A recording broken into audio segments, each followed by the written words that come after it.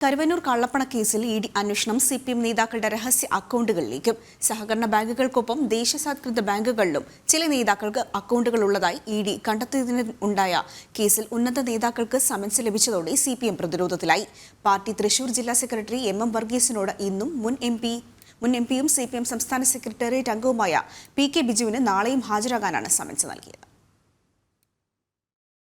കരുവന്നൂർ ബാങ്കിലെ CPM അക്കൗണ്ടുകളിൽ ED അന്വേഷണം നടക്കുന്നതിനിടെയാണ് നേതാക്കളുടെ അക്കൗണ്ട് വിവരങ്ങളും പുറത്തുവരുന്നത്. KYC പാലിക്കാതെ രഹസ്യ സ്വഭാവത്തിൽ തൃശൂരിലെ ചില സിപിഎം നേതാക്കൾ അക്കൗണ്ടുകൾ തുറക്കുകയും പണമിടപാടുകൾ നടത്തുകയും ചെയ്തതായാണ് ഇഡി കണ്ടെത്തിയിട്ടുള്ളത്.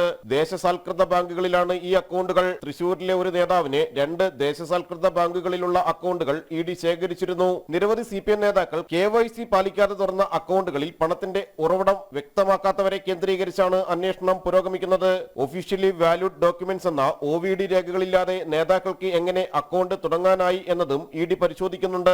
രാഷ്ട്രീയ നേതാക്കൾ ഉൾപ്പെടുന്ന പൊതുപ്രവർത്തകരുടേത് ഹൈറിസ്ക് അക്കൗണ്ടുകളാണെങ്കിലും സൂക്ഷ്മതയോടെയല്ല ചില ബാങ്കുകൾ കൈകാര്യം ചെയ്തതെന്നാണ് വ്യക്തമാകുന്നത്. കരുവന്നൂർ സഹകരണ ബാങ്കിൽ സിപിഎമ്മിന് 5 അക്കൗണ്ടുകളുണ്ടെന്ന വിവരം തെരഞ്ഞെടുപ്പ് കമ്മീഷനും റിസർവ് ബാങ്കിനും ഇഡി കൈമാറിയിരുന്നു. വിവിധ സഹകരണ ബാങ്കുകളിലെ 25 അക്കൗണ്ടുകളുടെ വിവരങ്ങളും വാർഷിക ഓഡിറ്റ് സ്റ്റേറ്റ്മെന്റിൽ സിപിഎം വെളിപ്പെടുത്തിയിരുന്നില്ല.